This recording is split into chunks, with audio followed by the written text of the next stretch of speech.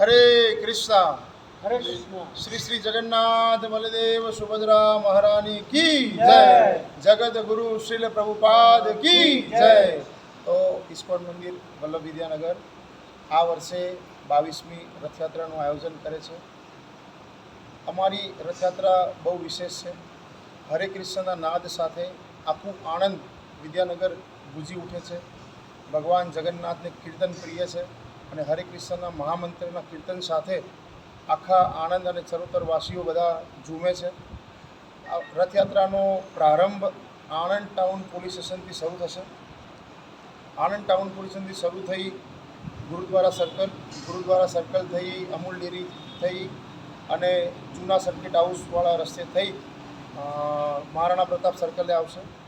Maharana Pratap સર્કલથી town hall તરફ આવશે। Town હોલથી વિદ્યાનગરવાળા road તરફ આવશે અને ભાઈ કાકા સ્ટેચ્યુ થઈ પીવીસીસી બેંક થઈ રુદ્રાક્ષ કોર્નર થઈ અને વિદ્યાનગર શાસ્ત્રી મેદાને આપણી રથયાત્રાનું સમાપન થશે।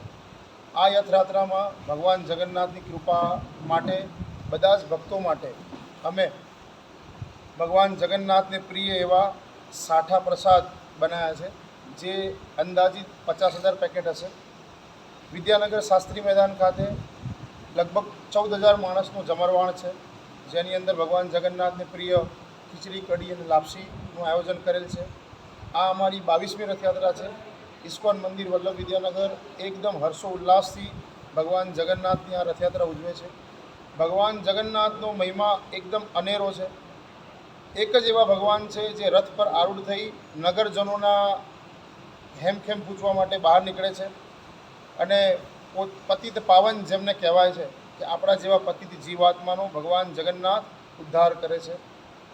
ભગવાન જગન્નાથના રથ ખેંચવાનું ફળ અનેક શાસ્ત્રોમાં અનેક ઘણું છે, પણ પદ્મપુરાણની અનુસાર કહીએ કે ભગવાન જગન્નાથનો જો રથ ખેંચે તો એના જીવનનો રથ સરળ થઈ જાય છે। એટલે સૌ ચરોતરવાસીઓને, વિદ્યાનગરવાસીઓને, આણંદવાસીઓને વિનંતી કે અષાઢી બીજના દિવસે 16 જુલાઈ